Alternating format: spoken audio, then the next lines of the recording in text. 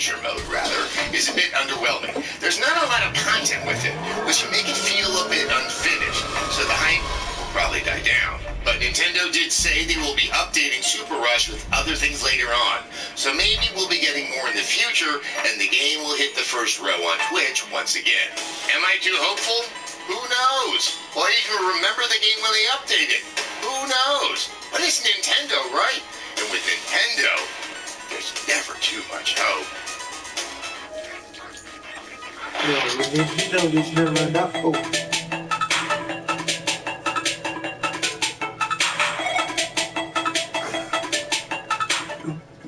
Kind of like this. Just like GeForce Network slogan, I too never stop playing games. Not even when there is no one to pay me for my opinion. So there's quite the backlog of games I've never reviewed. Not officially, at least.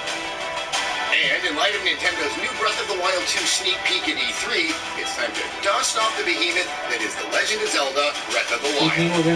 This is just a beast of a game, and the Zelda franchise's first stab at the open world genre. Is it actually good? Do we just treat Nintendo with velvet gloves, not holding it up to the same standards as other franchises?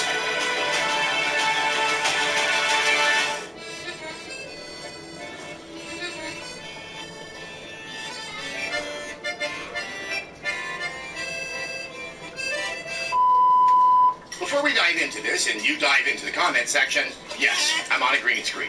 I left my cesspool keys at home because I was so lost in my thoughts about this episode. Anyway, okay, look.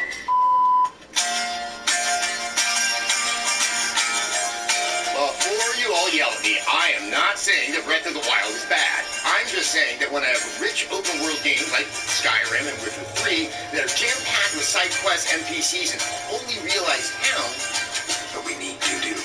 Gotta find him. Breath of the Wild just feels, well, a little sterile and hollow. There's just not a lot there to hold my interest. But I understand how we got here and what Nintendo is trying to do. The Legend of Zelda franchise is celebrating its 35th birthday this year, and with 19 games under its belt, it was long due for a true format shakeup. And sure, Zelda games have different themes, settings, and annoying companions. Okay, yeah, just go. I don't need any help here. Please, go. But for the most part, you know what you're getting. Themed dungeons, a princess in a castle you have to save from a giant pig monster, and a water level designed to break you. You water temple. There are a few outliers here and there, but Legend of Zelda games have a distinct format that's on rails, so I understand why Nintendo wanted to try something new with Breath of the Wild by making it an open world. But the execution feels like a massive overcorrection. Before you yell at me too much, I'm not saying that this is a bad game. There are things that I like about it, and I'm not just saying that because my producer is currently shooting me dagger eyes from across this Google Meet call. The game is beautiful. Oh, sleep all day? Look at this mountain peak. Look at this tropical paradise. Look at this ocean view. You just got Nintendo did in. an amazing job getting each location a distinctive landscape. You can tell a ton of effort went into this game's design. Breath of the Wild also controls really well. It goes without saying that the Joy-Cons are a massive improvement over using the Wiimote motion controls that made Skyward Sword coordination hell. Breath of the Wild plays intuitively and gives you the option to integrate motion controls into your gameplay. Or if you have Wiimote-related trauma, you can just play with a traditional controller setup. This makes combat and using your superpowers a fun experience. I love the random encounters with big enemies, and this is the first game that allows you to get inventive with the weapons. Do you want to take this giant monster's giant spear for a spin? Now you can pick it up as your prize for winning the fight. But I have to say, these moments felt too few and far between. I also have a confession to make. When I was first playing this in 2017, I was secretly glad that I didn't have to review this game because I knew my opinions did not match up with the fervor Breath of the Wild got upon release. But just like that one timeline in Ocarina of Time, makes a flat circle. Here I am, 4 years later, reviewing this game for G4 Part 2. Nintendo fans, get ready to rage.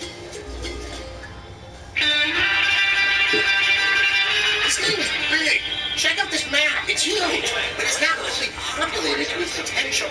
If you played other open world games like Skyrim, Witcher 3, known to do long, Breath of the Wild just doesn't hold a black flame candle to them. It just overall lacks charm and richness in story in comparison. Just like our hero Link, this game doesn't really have a personality. I think that comes from the Zelda franchise trying to appeal to too broad of an audience and not fully knowing who these games are for. Zelda games of old have had strong narrative through lines that build over the course of the game, but Breath of the Wild doesn't, in part to its game's design. Because you can complete this game in any order, there's no sense of progression. In previous games, I like that I can explore a new dungeon and suddenly get a new item, bombs.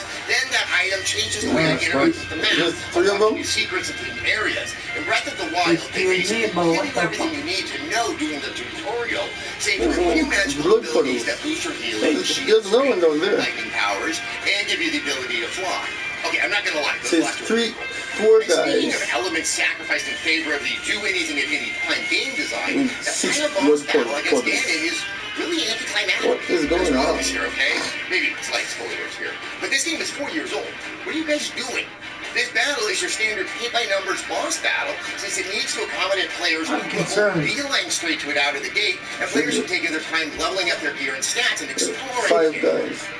The weapon system could also use some fine No, it's 5. Skyward Sword No. first introduced weapon 1, durability 2, to the 3. franchise in 2011, but in that game, when your weapons broke, you had to 4. backtrack all the way to Skyloft to purchase new ones. Even if you're elbow deep in the Skyview I Temple, can't you had to get through 5, all 6. those beasts on the way there, and you just want to fucking beat Lord Tyrion Grom Gigabyte already. Breath of the Wild definitely improved the weapon system. 7 blood puddles. Easily letting you grab enemy weapons at a pinch, and being able to quick select from your own little bird Rolodex, which is helpful when you're fragile but powerful. It's my garage, weapons pod shatter figure, up what before the hits. fuck?